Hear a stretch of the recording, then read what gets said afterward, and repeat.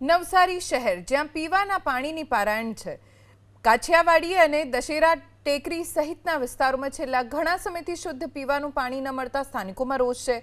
પ્રશાસનને વારંવાર રજૂઆત કરવા છતાં સત્તાધીશો ઘોર નિંદ્રામાં હોય તેમ લાગી રહ્યું છે.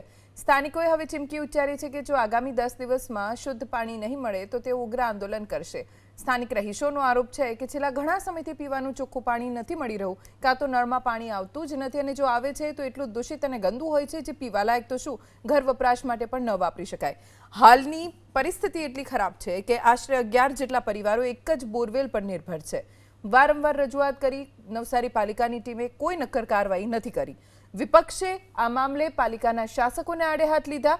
કોંગ્રેસનો આરોપ છે કે અધિકારીઓ અને સત્તાધીશો પ્રજાની પ્રાથમિક જરૂરિયાતો સંતોષવામાં તદ્દન નિષ્ફળ નીવડ્યા. એટલું પાણી આટલું પાણી થઈ જાય તો અમે પાણી કેવી રીતના આગળથી લઈ આવીએ? અમે પીવાનું પાણી એટલે એની તકલીફ છે અમને. પીવાનું પાણીની એટલી તકલીફ કે કપડાં ધોવાનું, નાવા ધોવાનું બધું પાણી એક જ વાપરીએ અમે, તો એ પાણી જ નથી આવતું. હવે એક હેન્ડપંપ છે આટલામાં બધા પાણી એક જ જગ્યાએ વાપરે તો બધા કામ પર ક્યાં જાય? યાર નંબર લાગે, લાઈન લાગી જાય ત્યાં નંબર નહીં લાગી રહી. 70 જેટલા આદિવાસી પરિવારો રહે છે.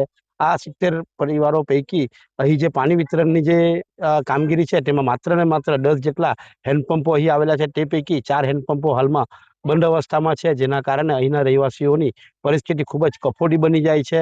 એ બાબતે બોરાવાડીમાં લગભગ આશરે 70 જેટલા ઘર છે અને જેમને પીવાના પાણીની તકલીફ પડી રહી છે, જેને ધ્યાનમાં રાખીને આવનારા સમયની અંદર તાત્કાલિક દરેક ઘરમાં કનેક્શન મળી જાય અને જરૂર લાગે તો નવો બોર બનાવીને અને આજુબાજુના જે ખાસ કરીને વિસ્તારો છે એમાં અને ખાસ કરીને જે 70 ઘર છે એમાં તમામ ઘરોમાં પીવાનું પાણી વ્યવસ્થિત રીતે પહોંચે તે રીતે તાત્કાલિક કામગીરી પૂરી કરવા માટે વોટર સપ્લાય ડિપાર્ટમેન્ટના અધિકારીઓને સૂચના આપવામાં આવેલી છે.